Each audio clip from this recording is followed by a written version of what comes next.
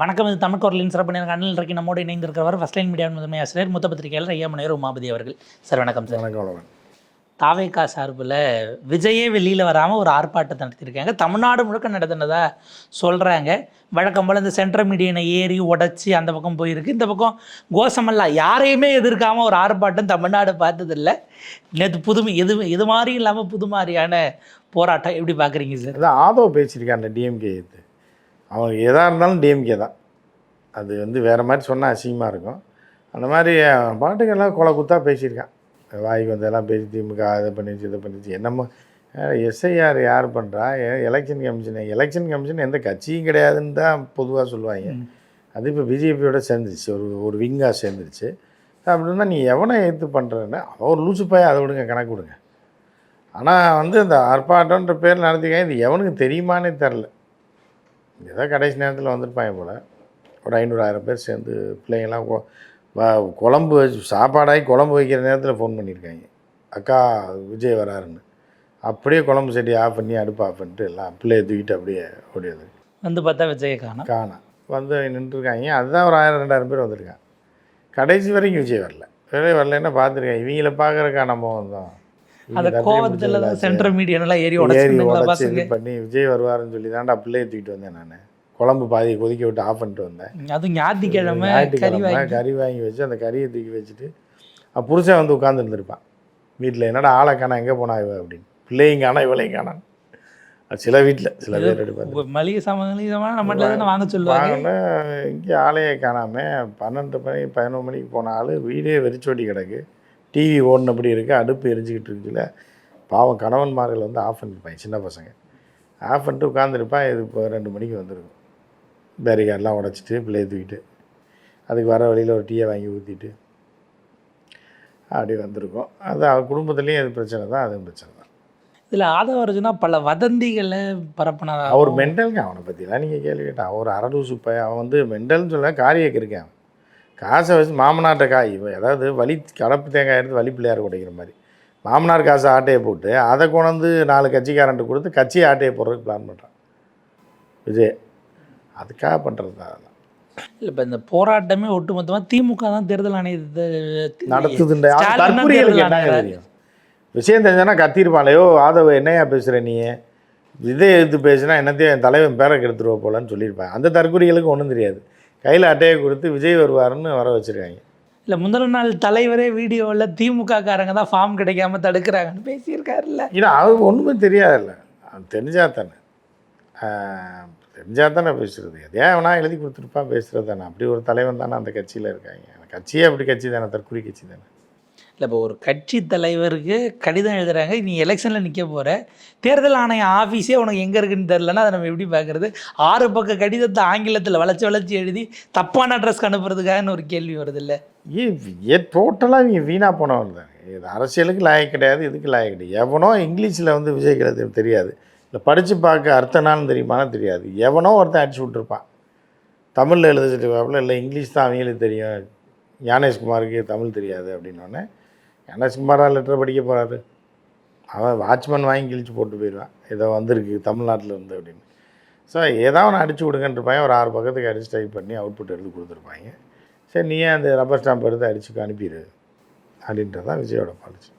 நான் எதுலேயுமே கையெழுத்து போட மாட்டாப்புல. எதையும் படித்து பார்த்தீங்கன்னா நாளைக்கு நம்ம மேலே சிக்கல் வந்துடும்ல.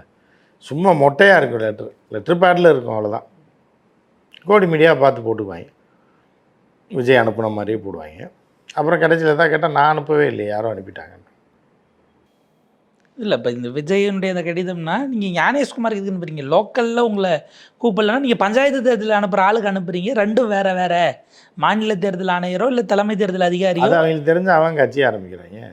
கூட தெரிஞ்சவங்க யாருமே இல்லைன்னு அர்த்தம் வருது அந்த கட்சி. யாருமே இல்லை. தலைமை குழு 100 இருக்கு, இருந்தால் தானே. யார் இருக்கா? 100 பொறுப்பாளர்கள்லாம் நியமிச்சாங்களே சார். அவங்கெல்லாம் பாவம். குடும்பம் வீட்டை விட்டு வெளில போனாங்கன்னா வீடு எங்கே இருக்குன்னு அவங்களுக்கு தெரியாது, திரும்பி வர்றதுக்கு அவங்கள போய் பாவம். புசி ஆனதெல்லாம் ஒரு எம்எல்ஏ, அவருக்கு அவர் என்ன அங்கே தானே புசியில் பாண்டிச்சேரி அட்ரஸ் தான் தெரியும். பாண்டிச்சேரி அட்ரஸில் கொண்டு கொடுக்காம போனாங்களே, அது வரைக்கும் சந்தோஷம். எனக்கு தெரிஞ்ச ஒருத்தர் இருக்கார் பாண்டிச்சேரியில், எலெக்ஷன் கமிஷனர். அவர்கிட்ட கொண்டு கொடுத்தோம்னா அவர் கொடுத்துருவார், அவர்கிட்ட கொடுத்து விட்ருவோம். நீங்கள் ரிசார்ட்டுக்கு போகிற வழியில் தான் பங்களா அவருடைய ஆஃபீஸ் இருக்குது, அதில் கொடுத்துட்டு அப்படி போயிடலான்னு சொல்லி கொடுக்காம போனாங்க. இவங்க ஏற்கனவே கரூருக்கு போகிறதுக்கே கொண்டு போய் இங்கே டிஜிபிட்ட லெட்டர் கொடுத்தாங்க. கரூருக்கு போனோம்னா கரூர் மாவட்ட எஸ்பிக்கெல்லாம் கொடுக்கணுங்கிறதே அது இவங்களுக்கு அதெல்லாம் தெரியாமல் இருந்தது. தெரிஞ்சா ஏன் இப்படி இருக்காங்க? அதாவது கேப்டன் விஜயகாந்த் அவர்களுக்கு கூட பண்ருட்டி ராமச்சந்திரன் இருந்த மாதிரி இவருக்கு ஒருத்தர் இல்லைங்கிறது ஒரு நெகட்டிவாக இல்லை, யாரும் பார்க்கல. போய் சேர மாட்டாங்க. அவங்க என்ன பார்ப்பாங்க, வேணால் சின்ன அரசியல் கட்சி ஆரம்பித்து ஒரு தலைவர் போய் ஒரு தற்கொலையார். எம்ஜிஆர் இருந்த காலகட்டத்தில் எம்ஜிஆர் வந்து திமுகவில் பயணித்தவர் நீண்ட காலம், 10 வருஷம். அதுக்கு முன்னாடி காங்கிரஸில் இருந்தவர். கட்சி தெரியும், பேச்சாளராக இருந்திருக்காரு, மூத்த தலைவர்களில் ஒருவராக இருந்திருக்காரு. எம்ஜிஆர் நேரடியாக கூச்சு வரல. இதெல்லாம் இருந்து எம்ஜிஆருக்கு எல்லா அனுபவமும் இருக்குது. அனுபவம் வாய்ந்த பல தலைவர்கள் அவர் கூட வந்தாங்க. ஆரம்பி போன்றவர்களும், அந்த காலகட்டத்தில் இருந்து நெடுஞ்செழியன் போன்றவர்களும், எஸ்டிஎஸ் போன்ற பல எல்லாமே வந்தாங்க. அதனால் அவங்க எல்லாமே அறிவுஜீவிகள் எல்லாம் பண்ணாங்க. இவர் கூட இருக்க 4 தற்கொலையை வச்சு என்ன பண்ணுவீங்க நீங்கள்? ஒருத்தன் வந்து தன்னோட அரிப்பை சொரிஞ்சுக்கிறதுக்காக எதை எடுத்தாலும் திமுகன்வான். அவன் வீட்டில் பிரச்சனைனா கூட திமுகவை தான் இழுப்பான். ஏன்னா அவனை தலைவரும் ஒன்றும் சொல்ல முடியாது. ஏன்னா அவன்கிட்ட காசு வாங்கி தின்றுருக்கோம். அவன் எங்கே பண்ணிருக்கான், மாமனார் காசை ஆட்டையை போட்டு வந்து இங்கே செலவு பண்ணுறான். ஸோ ஒருத்தர் ஒரு லிங்க்லேயே இருக்காங்க. யாரையும் குற்றம் சாட்ட முடியாத அளவுக்கு, யாரையும் வந்து எதையும் பயன்படுத்த முடியாத அளவுக்கு இருக்கிறதுனால அவர்களால் ஒன்றும் பண்ண முடியாது. செலவெல்லாம் ஆதரவு பண்ணுறதுனால தான் பொருளாளரையே கேட்டுக்குள்ளே விடாமல் ஐடி கார்டை கொடுன்னு அந்த ஹோட்டலில் கேட்டாங்களோ. பொருளாளருக்கு அக்கௌண்ட் இருக்கணும், அவர் கையெழுத்து போடணும். பொருளாளர் டம்மி பீஸ் தானே. செலவு பண்ணான்னு ஒரு கணக்கு எழுதி கடைசியில் கையெழுத்து அந்த தம்பி கையெழுத்து வாங்கி உள்ளே போட்டிருக்கேன்ருவாங்க. அதுக்கப்புறம் அப்படி பொருளாளர் எவனுக்கு தெரியும்? ஆனால் அவர் கொஞ்சம் தன்மானம் உள்ளவர். உள்ளே விடமாட்டேன்னு காரை நிறுத்திட்டாப்பு. யாரை கூப்பிட்டுக்க, நான் பொருளாளர் உள்ளே போவேன். பேசவே இல்லையா? அது கொஞ்சம் அடிச்சுட்டு இப்போ என்னால் அவர் கொஞ்சம் திறமையான ஆளாக இருக்காப்புல. ஏன்னா அவர் என்ன சொல்கிறாங்க, அவர் சினிமாவில் விஜயனுடைய அக்கௌண்ட்ஸ் எல்லாம் பார்த்து பேக் எண்டில் ஒர்க் பண்ணவருங்கிற மாதிரி, அதனால அது கொண்டு வந்து பொருளாளராக போட்டிருக்காங்க. ஏன்னா ஆமாம், அந்த கணக்கு கட்சி கணக்கையும் பார்க்கணும், ஏற்கனவே சினிமா பொய் கணக்கையும் எழுதணும், எல்லாத்தையும் எழுதணும். அப்புறம் ஏன்னா ஏற்கனவே 2 டைம் அவரால் தான் மாட்டினாங்க. அவருக்கு முன்னாடி இருந்தவரால் தான் விஜய் இன்கம் டேக்ஸில் மாட்டினாங்க. இப்போ இன்கம் டேக்ஸ் ஆலையை தூக்கி ரிசைன் பண்ணி இங்கே போட்டாங்க, டியூட்டி போட்டாங்க. ஸோ அப்படி இருக்கும்போது அது ஒரு மாதிரியாக போய்ட்டு. அப்போ இதுதான் இவருடைய ரோல். நாங்கள் ஒன்றும் கிடையாது, எல்லா வேலையும் எல்லாரும் அவங்கவுங்க தோன்றதை செஞ்சுக்கிட்டு இருக்காங்க. அவ்வளோதான், அது பார்க்க வேண்டியிருக்கு.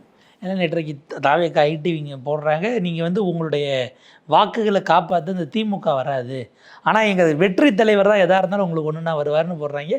அவர் வீட்டை விட்டே வெளியில் வரலையே, அவர் எங்கே வந்து ஓட்டை நீக்கிக்கிறது தான் வர போகிறாருன்னு ஒரு கேள்வி. இல்லை, அவங்களாம் ஒன்று சொல்கிறது, அதெல்லாம் ஒரு கற்பனையில் சொல்கிறது தான், வேறு என்ன. அவங்களாம் கற்பனையில் ஏதாவது ஒன்று சொல்லுவாங்க. அவங்களுக்கு என்ன தெரியும்? தெரிஞ்சால் தானே ஏதாவது சொல்லுவாங்க, கற்பனை ஏதாவது சொல்லுவாங்க. இவர் தாவேக்காவினுடைய துணை பொதுச் செயலாளர் ராஜ்மோகன்கிட்ட செய்தியாளர்கள் கேட்குறாங்க, இவ்வளோ பெரிய போராட்டம் ஆரம்பாட்டங்கிறீங்க, உங்கள் தலைவர் வெளியிலேயே வரலேன்னு கேட்கும்போது, நீங்கள் வந்து தலைவர் விரைவில் வெளியில் வருவார், எப்போ எஸ்ஏஆர் முடிஞ்ச பிறகான்னு தெரியல, வெளில வருவார். ஆனால் பாருங்கள், நேற்றுக்கு எங்கள் தலைவர் ஒரு 10 நிமிஷம் வீடியோ போடுறாரு, பேராசிரியர்லேருந்து பாமர மக்கள் வரைக்கும் புரிஞ்சுக்கிற மாதிரி வீடியோ இருக்குது. 3 கோடி பேர் அதை பார்க்குறாங்க நேற்று ஒரே நாளில். இதை பார்த்த உடனே நேற்று சர்வரே கிராஷ் ஆகிடுச்சு. அந்த அளவுக்கு போய் இதை தெரிஞ்சுக்கிட்டு உடனே அப்ளை பண்ணணுன்னு போய் தமிழ்நாடே திரண்டதுனால தேர்தல் ஆணைய சர்வரே. இல்லை, பட்டிமன்ற பேச்சாளர் தானே, 500 ரூபாய்க்கு அரை மணி நேரம் பேசுவாங்க. பதவி வேறு கொடுத்துருக்காங்க, அப்புறம் பேசாமல் இருப்பாப்லையா? எப்படியும் பேசுவாங்க. இதெல்லாம் விட்டால கிடையாது. இப்போ தான் கொஞ்சம் கொஞ்சமாக அரசியல் இதுக்குள்ளே வர்றாப்புல ராஜ்குமார். நல்ல டைப் தான். முதல்ல பட்டிமன்றம் பேசும்போது நல்லா தான் இருந்தாப்புல. அரசியலுக்குள்ளே வந்தால் யாராக இருந்தாலும் இறங்கி தான் ஆகணும் காலத்தில். அது மாதிரி இப்போ தான் பொய் புரட்டு பித்தலாட்டத்தை ஆரம்பிச்சிருக்காங்க. அந்த பழைய வருங்காலத்தில் பெரிய தலைவராகிடும். துப்புனா துடைச்சி போங்கிற அந்த அளவுக்கு அந்த கான்செப்ட் தான் இருக்குது. அப்படி ஏன்னா அடுப்படியில் போய் ஒளிஞ்சிருந்த காலம் வேறு. இருந்தாலும் எதாவது பொழப்பு நடத்தணும்னா நம்ம அடுத்த கட்டத்துக்கு போகணும்னா எனக்கு கட்சியில் எதாவது பேசி தான் ஆகணுன்றக்கா பேசிக்காப்புல. 2வது விஜய் வராதுக்கு நேற்று அந்த நாய்க்குட்டிக்கு பிறந்த நாள், திரிஷாவோட நாய்க்குட்டி ஒன்று இருக்குல்ல, அதுக்கு நேற்று தான் பிறந்த நாளா. இதான் இப்போ அதாவது என்னென்னா, திரிஷா என்ன பார்த்துருக்காப்புல அப்படின்னா, என் நாயோட பிறந்த நாள் டேட் உனக்கு தெரியலையா, நீயா கூப்பிடட்டுன்னு விட்டுருக்காப்புல. விஜய் என்ன பண்ணியிருக்காப்புல, தெரியாதனமாக அந்த நாய்க்கு பிறந்த நாள்ன்ற டேட்டை மறந்துட்டு அன்னைக்குன்னு பார்த்து எஸ்ஏஆர் போராட்டத்தை அறிவிச்சிட்டாப்புல. திரிஷா பார்த்துருக்காப்புல, முதல் நாள் நைட்டு 11 மணி வரையும் ஃபோன் வரலை. ஏன்னா இது நாய்க்கு பிறந்த நாள் வாழ்த்தே சொல்லலை, ஒருவேளை 12 மணிக்கு எதாவது சர்ப்ரைஸ் பண்ணுவார் அப்படின்னு பார்த்தா அப்பயும் வரலையா. 12:05 ஃபோனை போட்டு தாறுமாறாக பேசியிருக்காப்புல. பேசுகிற உடனே நீ சொல்லவே இல்லைன்னா, அப்போ என் நாய் பிறந்தநாள் கூட நீங்கள் ஞாபகம் வச்சுக்க முடியாதா? இன்னொரு பிரச்சனை வந்துருக்கு. சரி, நான் காலைல வந்துடுறேன்னு இப்போ புஷி ஆனந்த் ரெடியாகி வந்திருக்காப்புல, போராட்டத்துக்கு தலைவரை கூப்பிட்டு போகலான்னு. பின்னாடியே வந்த ஆள் டப்புன்னு அந்த வீட்டுக்குள்ளே வண்டியை விட்டாப்புலையா. என்ன பண்ண முடியும்? அப்புறம் ஃபோனில் கூப்பிட்டுங்க, நீ நேராக கண்டினியூ பண்ணி போராட்டத்துக்கு போயிரு. விஜயகாந்த் கலந்து பார்ப்பல, நாய் பிறந்த நாள்ன்றப்ப எப்படி வருவாப்புல. அப்புறம் சரி நம்மளாக போய் நடத்தலாம். ஆதவ பார்த்துருக்கான். நமக்கு திமுக இருக்கு பிரதர், வாங்க பிரதர், நம்ம போய் வஞ்சிட்டு வருவோம். விஜய் வந்தால் தான் நமக்கு பிரச்சனை. விஜய் இல்லைன்னா இன்னும் நம்ம இந்த ஆள் நாக்கு கொடுக்குற மாதிரி எதாவது பேசி விஜய் எப்படியும் ஜெயிலுக்கு அனுப்பிடலாம் அப்படின்னு சொல்லி, வாங்க பிரதர் பரவாயில்ல தலைவர் வரல என்னன்னா அங்கே போயிட்டாங்க. இவர் டாக் பர்த்டேயில் அது பேர் என்ன இப்போது என்னமோ பேர் சொன்னாங்க, ஈஸியா இது அது எதாவது பாண்டிச்சேரி சரக்கு பேராக இருக்குது, பவுடின்னு எதாவது சொன்னாங்களா. அதுவும் பாண்டிச்சேரியில் இருக்க முக்கியமான சரக்குகள் வந்து பவுதின் பிராந்தி சூப்பராக இருக்கும். அது பாண்டிச்சேரி சரக்கு தான். இந்த இசின்றதும் பாண்டிச்சேரி ரம்முன்னு நினைக்கிறேன், ஏதோ பேர் வச்சுருக்காங்க. சரி விஜய் அங்கே போனதுனால போராட்டத்துக்கு சரி போராட்டம் விஜய் வந்தால் தானே என்ன போராட்டம் நடந்ததில்லை. ஒரு விரிவான ஒரு இடையில் முன்னேறத்துக்கு கொடுத்துருக்கு. நன்றி சார்.